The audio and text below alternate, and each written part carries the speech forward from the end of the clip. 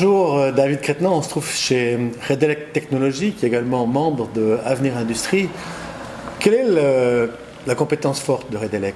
Alors Redelec fait de la recherche et développement en électrochimie, c'est-à-dire qu'on va faire des transformations avec l'électricité, on remplace des matières premières par l'électricité, puis on évite d'avoir des polluants dans les rejets qui seraient des déchets de cette matière première.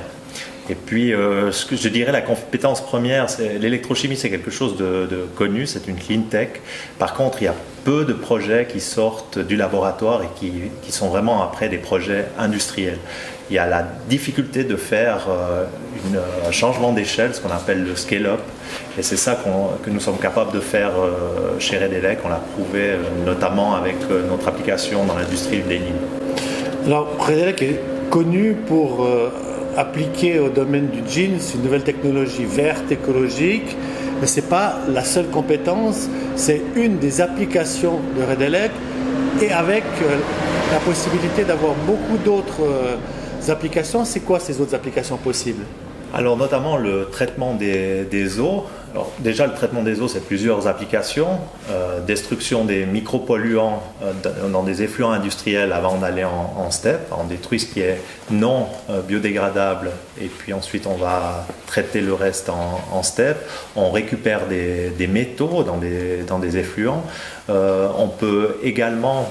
C'est une autre des applications pour le traitement des eaux, c'est faire du recyclage, de pouvoir récupérer les eaux propres et en sortir des éléments polluants. Ok, si on revient sur la partie denim et traitement des vêtements, quelle est la valeur ajoutée de la technologie Redelec? Alors, pour la teinture des jeans, on va utiliser l'Adigo, qui est un colorant insoluble. Et normalement, pour transformer ce colorant, pour le rendre soluble et faire la teinture, on va utiliser un produit chimique. Et ici, avec notre méthode, on va éliminer ce produit chimique toxique. On va utiliser directement les électrons, c'est vraiment ça l'électrochimie. Et puis, on va éviter aussi que ce polluant puisse se transformer et finir dans les eaux des effluents des industries.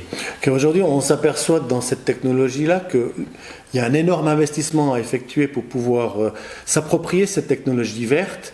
Comment réagissent les clients par rapport à cet investissement?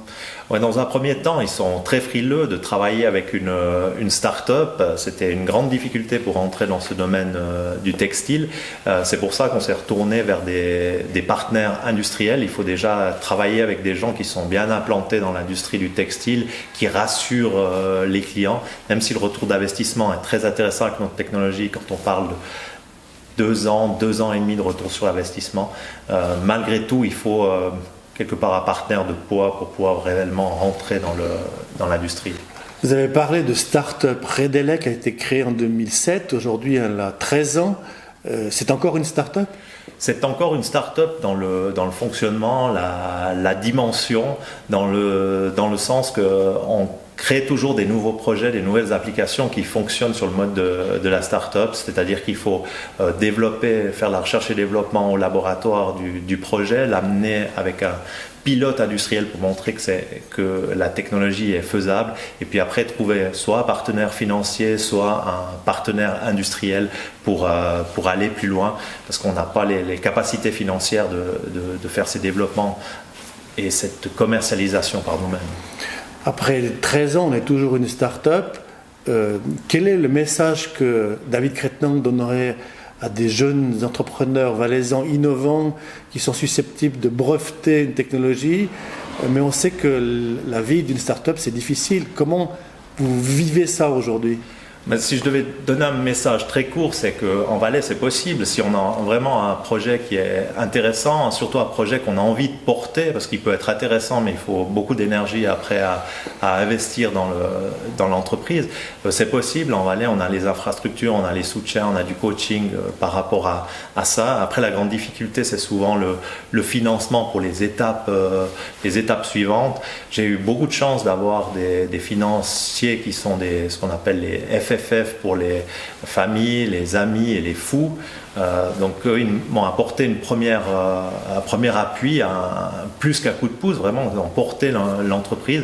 Et après, pour vraiment arriver avec un procédé industriel dans le domaine, que ce soit le textile ou d'autres domaines, il faut des montants plus importants. Et là, c'est toujours un petit peu plus difficile à trouver en Valais, mais c'est en Suisse en général comme ça. Ces investissements, parfois qui sont de plusieurs dizaines de millions de francs, sont un peu plus difficiles à obtenir. Alors là, on sort de chez Redelec et on va chez Cedo Engineering. Vous avez volontairement choisi un nom en anglais parce que vos clients sont sur toute la planète. Effectivement, ça vient d'un nom qui doit être compréhensible pour tout le monde. Et si on réfléchit application de la technologie Redelec, là on va rentrer dans une application liée à l'industrie du textile. Il y a suffisamment de place pour d'autres applications avec chaque fois la construction d'une usine pour... Alors c'est ce qu'on espère avoir, effectivement, de pouvoir créer des espèces de spin-off de Redelec qui sont ensuite ici vraiment ancrés localement en Valais ou même à Ried. On n'a pas parlé de la problématique de la propriété intellectuelle. Comment ça s'est passé pour pouvoir déposer un brevet par rapport à une technologie particulière? Ça s'est passé sur la base d'un travail de doctorat et ensuite? Ensuite, j'ai pu racheter le brevet parce que j'étais en partie propriétaire comme inventeur, mais en partie c'est aussi l'école polytechnique de Zurich qui était propriétaire, ainsi que mon professeur. Et puis comme plus personne était dans la branche et voulait développer cette technologie, j'ai pu la racheter à prix coûtant, c'est-à-dire racheter au prix du brevet. Alors un mot sur le business model qui lie Redelec et Cedo Engineering. Alors avec un brevet, ce qu'on peut faire, c'est accorder des droits de licence et dans des domaines particuliers. Alors, typiquement pour Cedo Engineering était intéressé par le domaine du textile, donc on a accordé un droit de licence exclusif sur notre technologie à Cedo Engineering pour qu'elle puisse investir et développer les choses pour aller vraiment sur la commercialisation de machines pour l'industrie du denim. Quand on est start-upper et puis qu'on a une vie de famille, David Crettenand est jeune père de famille, comment ça se passe? On passe énormément d'heures pour développer de la technologie, pour être sur les marchés. Vous êtes au Pakistan, en Inde, en Chine, et ensuite on revient à la maison et puis il faut s'occuper du petit. Comment on arrive à mêler la vie familiale et la vie professionnelle? Alors c'est ça qui a vraiment changé pour moi. On est toujours entrepreneur, mais on peut être entrepreneur différent si on a une famille ou on n'a pas de famille. Quand j'étais à mes tout débuts, j'étais payé au lance-pierre, on peut dire, et puis tout ce que j'avais, c'était investir dans l'entreprise. Après, on doit regarder un peu plus la sécurité de la famille, ça c'est quelque chose qui est important. Mais en même temps, c'est plus de responsabilité, mais en même temps aussi plus de sens à ce qu'on se fait. Après, au niveau de la mobilité, ça change aussi. C'est vrai que je suis moins à l'étranger. Aujourd'hui, je suis plus comme coordinateur des projets et puis là, en appui de mes collègues au niveau des compétences et du savoir-faire que je dois partager. C'est vrai que je suis moins mobile qu'avant depuis que je suis père et mari. David Crettenand a un engagement très fort en faveur de l'écologie avec des activités dans différentes associations. Elle vient d'où cette force? Alors, l'idée de marier écologie et économie, c'est ce qui m'a motivé à faire mes choix de formation, à faire mes choix d'entrepreneur. C'était vraiment quelque chose que je voulais montrer. Ce n'est pas des choses qui s'opposent, l'économie et l'écologie. On devait faire montrer que des projets étaient porteurs et qui réconciliaient ces deux aspects.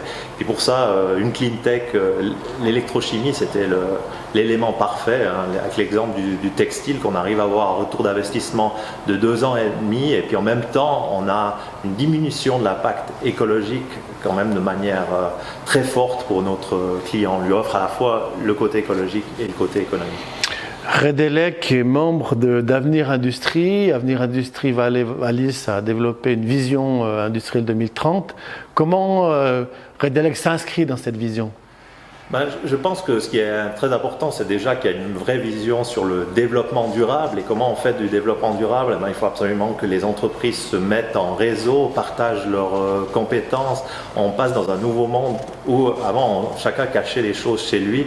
Et aujourd'hui, on doit être un peu plus transparent, montrer ce qu'on sait faire, partager la connaissance pour pouvoir avoir une plus-value sur d'autres pays. Si on veut être vraiment performant, on doit arriver à être cohérent. C'est plus les multinationales qui font peut-être tout, mais c'est un ensemble de PME qui crée un vrai tissu de compétences. Alors concrètement, grâce à David Crétenant, Avenir Industrie s'est positionné dans le domaine de l'économie circulaire.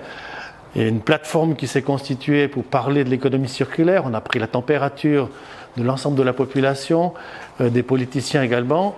Qu'est-ce qui va se passer maintenant?